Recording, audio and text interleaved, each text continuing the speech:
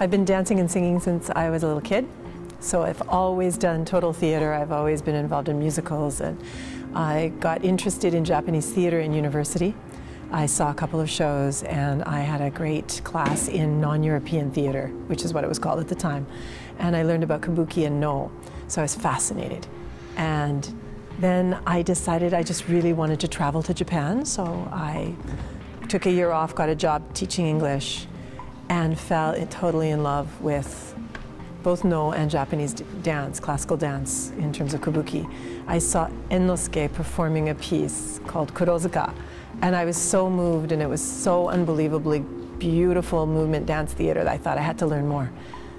And I got introduced to a teacher named Fujima Yuko, who became kind of like my mother, my second mom, and she was so incredible, such a good teacher and such a beautiful dancer, and her keikoba was, it was home, you know. These women, the other women that were studying there, it was mostly women, have become my sisters. They've become like family to me, so that's how I got totally involved in this art form.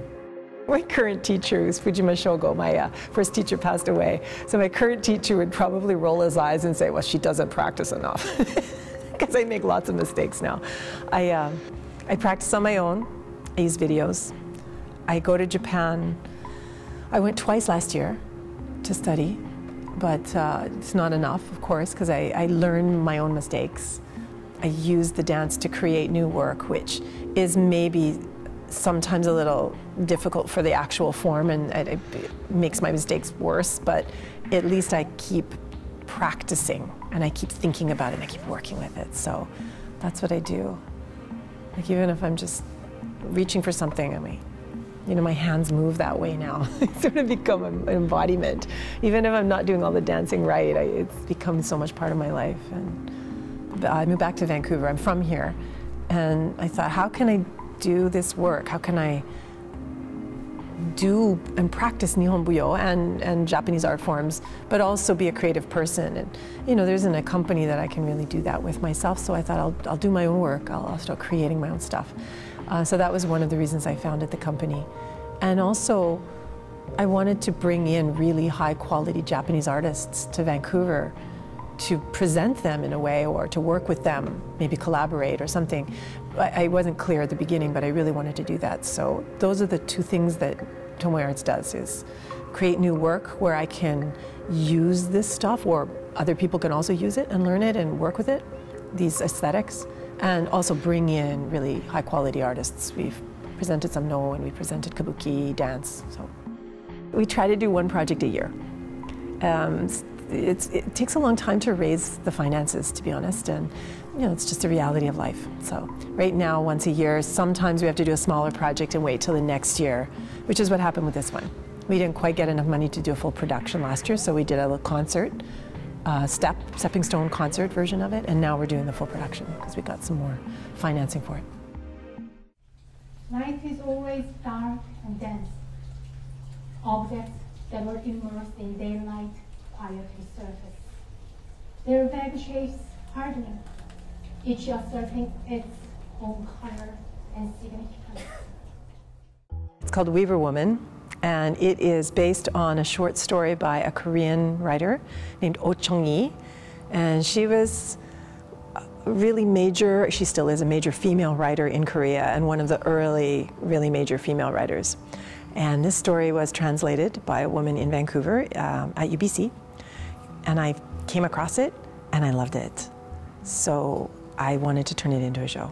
And it is based, it's a contemporary retelling of the Tanabata myth, the myth of the Weaver woman, Orihime, and you know, about the separation of two lovers. But in this case, she is a woman in an apartment or a house, looking out her window, waiting for her husband, and he never really comes home. So it's in her mind and in her heart, and the turmoil of waiting for him and the memories of him, and this is the story. It's the story of her mind. So, and it's really kind of fantastic imagery. It's beautifully written. So that's what it's about, and we have mixed a whole bunch of elements. So because of the multiple levels of the story, we've got Japanese dance, which is me.